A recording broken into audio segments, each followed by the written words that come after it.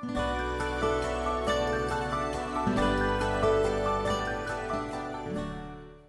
everyone, it is so nice to be with you on Read Through the Word today. I hope that your day has been wonderful, or I hope that your day is going to be wonderful. I hope it's a day where you have been able to see God work in your midst and hear Him speak through His Word. That is our prayer at Read Through the Word, is that that you're not just that you don't just sit and read God's Word and hear the teaching that our teaching team does. We want God's Word to come alive to you personally. That's why we say, if you have time to only do one thing, do the reading. Do the reading.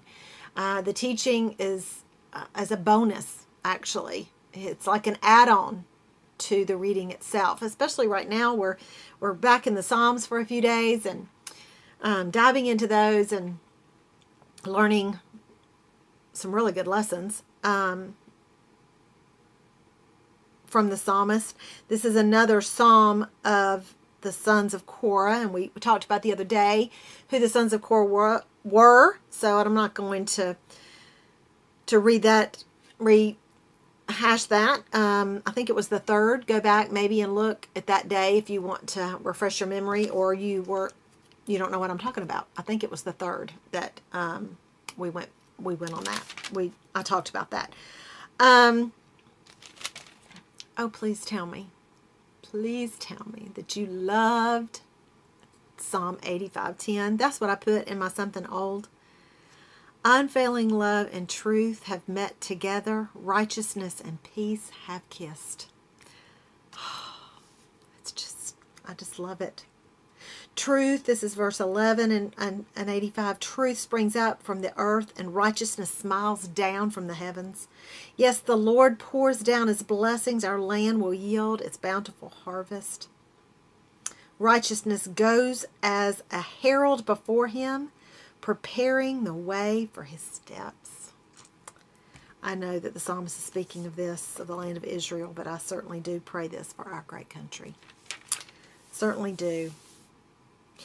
I don't know if you've ever, if you have young children. In fact, I don't even know really what's popular right now around for young children as far as biblical,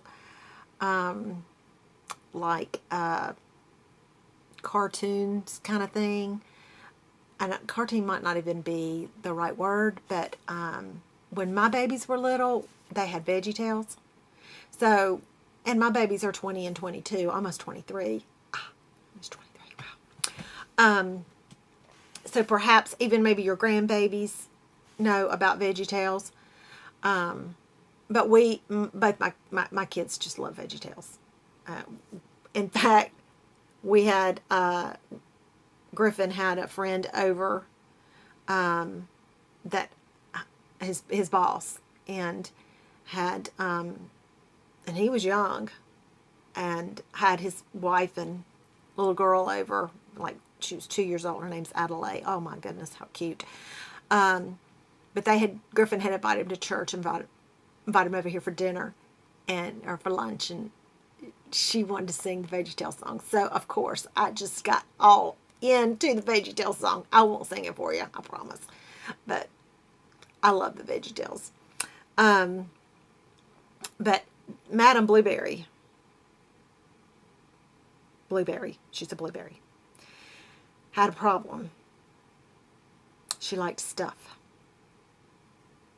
And 3 scallions came from the stuff mart to talk to her about her needing more stuff. So just for your enjoyment today, just so you can laugh a little, I included the stuff mart rap. You're welcome. Enjoy that. And if you don't know anything about the VeggieTales, look them up. Great stories. Great way to teach your children, grandchildren, nieces, nephews, neighbors that might be around you. Maybe you don't have any littles, but your neighbors do, and they come over for some lemonade and a fudgesicle or something. You can play VeggieTales. But what a great truth that little cartoon reminded me of, but helped me really, honestly, as an adult, start thinking about stuff. Just so much stuff. We are a nation of consumers, just gluttons for stuff. And the psalmist is warning us about that. It's not just wealth. It's not wealth it's not that wealth and material things are bad. What the psalmist is suggesting here is it's the boasting of the stuff.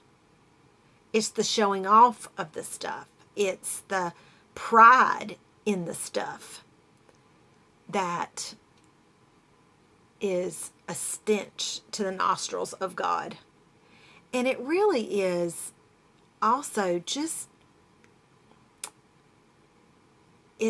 being flamboyant with what we have in front of people. It's just not godly at all. It's not wrong to have nice things. But bragging about them is wrong. And that's what the psalmist, that's what the psalmist is telling us here. There were some wealthy kings in the Old Testament.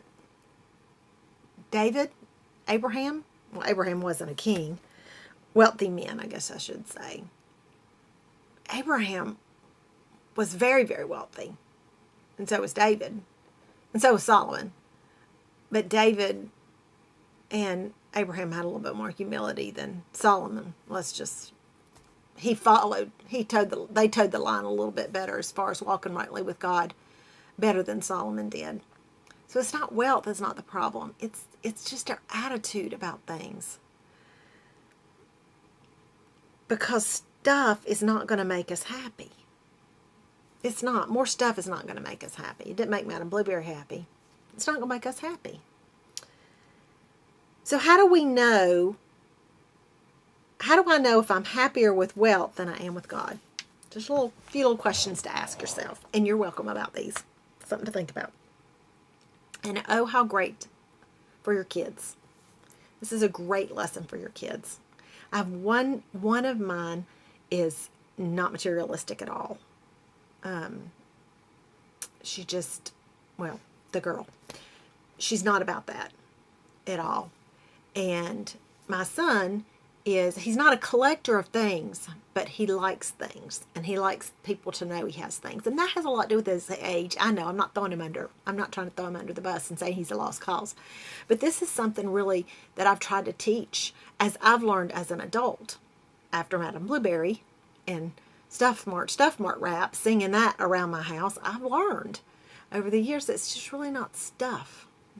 We don't need stuff for stuff's sake. Is my security and comfort found in what I own?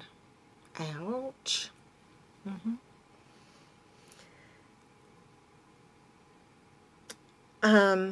Would I notice if I would losing material things mean more than losing my connection with God?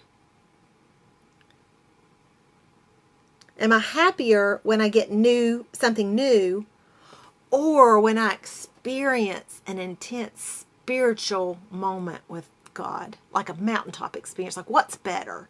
Like a new pair of shoes, or a new golf club for you boys that listen, guys that and read through the Word?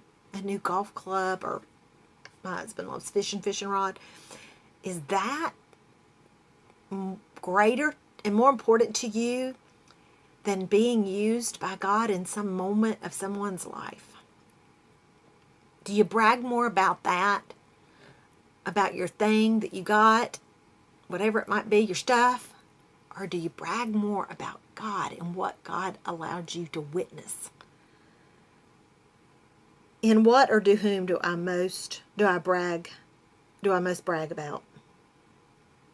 And I just, of course, put Bible verses down here because that's what I like. Lots of Bible verses on stuff and how to beware of things.